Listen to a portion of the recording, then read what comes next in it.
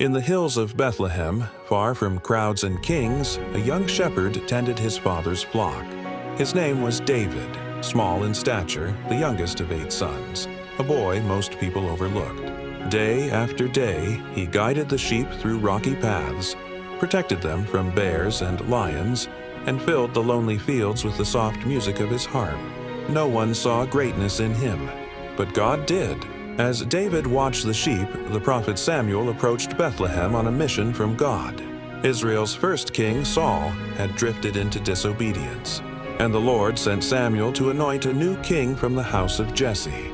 Jesse presented his sons, strong, tall, impressive, yet God rejected them all. Samuel asked, "Are these all your sons?" Jesse hesitated, then admitted, "There is still the youngest, but he is tending the sheep." David entered the room, dusty, sunburned, unaware that history was about to change. God whispered to Samuel, "This is the one." Samuel anointed him with oil, and the Spirit of the Lord rushed upon David. A king was chosen, quietly, secretly, while the world went on unaware. In time, King Saul became troubled by a restless spirit. His servants suggested music to calm him, and word reached them of a shepherd who played with rare beauty. David was brought to the palace, harp in hand. When he played, peace returned to Saul. David became his armor-bearer, serving the very king he would one day replace, though no one knew it yet, not even David. War soon darkened the land, and the armies of Israel faced the Philistines in the valley of Elah. From the enemy lines stepped Goliath, a giant more than 9 feet tall. Armored in bronze, a warrior feared by all. For 40 days he mocked Israel, daring anyone to fight him. No one stepped forward, not even Saul. One morning, David arrived with food for his brothers. He heard Goliath's taunts and felt righteous anger rise within him. "Who is this Philistine?" David asked, "that he should defy the armies of the living God?"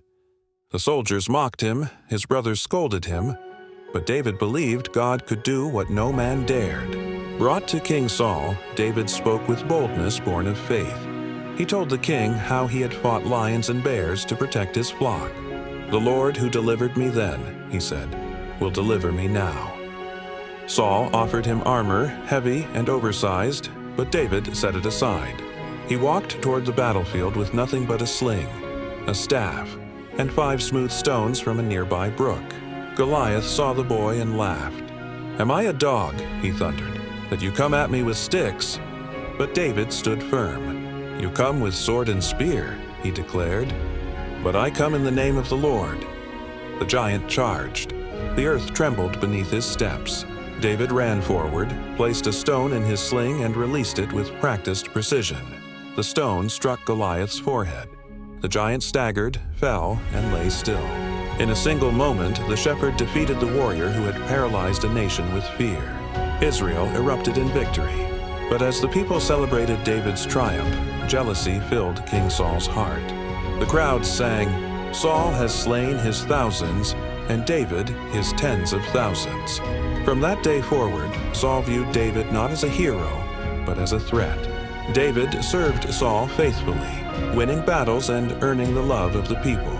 But Saul's fear grew into hatred, and David was forced to flee for his life. He hid in caves, deserts, and wilderness towns.